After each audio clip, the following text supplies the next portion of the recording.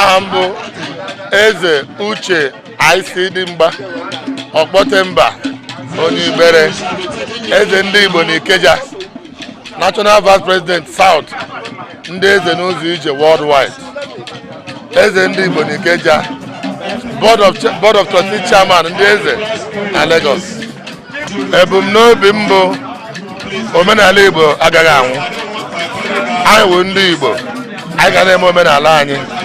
Ka anyị mee omenala ka ndị bi n'ụzọ ije mara na Igbo soro biri na Naịjirịa. Ọ ga-adịrị ha na mma. Onye Igbo ọbụla were obi ọma na ọ na Naịjirịa. Naịjirịa bụ obodo anyị. Anyị adịghị azọ ya azọ. Igbo bụ isi.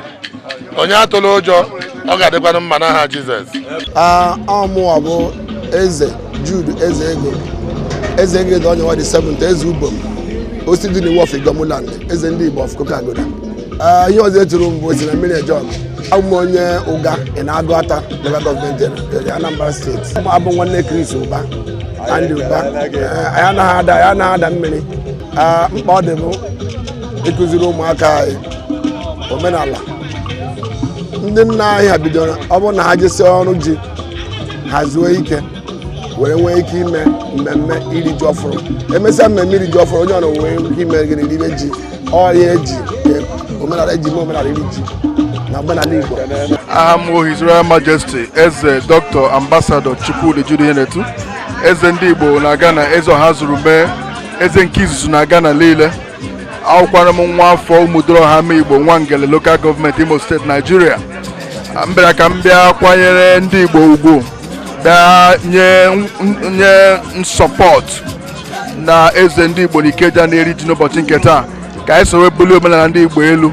Ọ ezigbo ihe ọṅụ na ihe aṅụrị nyere ndị Igbo na anyị nwa bi n'ụzọ ije na-akwalite omenala anyị elu, maka na ezi ihe nyere ndị Igbo. Ọtụtụ ndị Igbo ebiela ụzọ ije oge tere aka mana amaghị ihe omenala wụ, mana ihe anyị na-eme n'ụzọ ije emeela omenala ndị Igbo na-agbasa na mpaghara ụwa dị iche iche. Ndewo. Omenani Dr. Harris Chuba, Ogene Igbo, eze mmụọ. Abụ m Oyi of Oyin, Anambra, onye Ogbunike ka m bụ. Echiri m ọzọ n'Ogbunike na be nna m, chie Ogene Igbo na be nna m. Bịakwa na Lagos, ụmụ Igbo si na ha ga-echikwa m ogene ndị Igbo ahụ.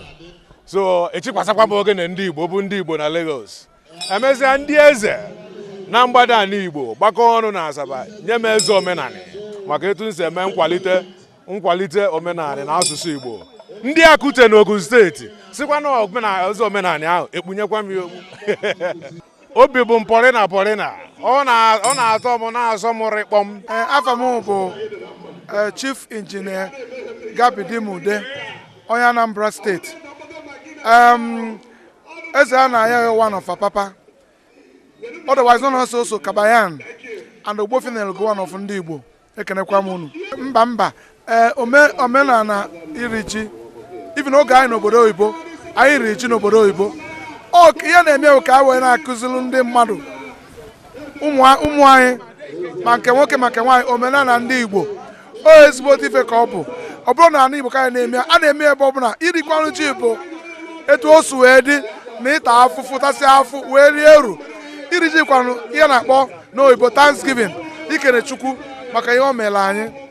Ọ ya ka echi eme ya, anakwadosi m eke kwadosi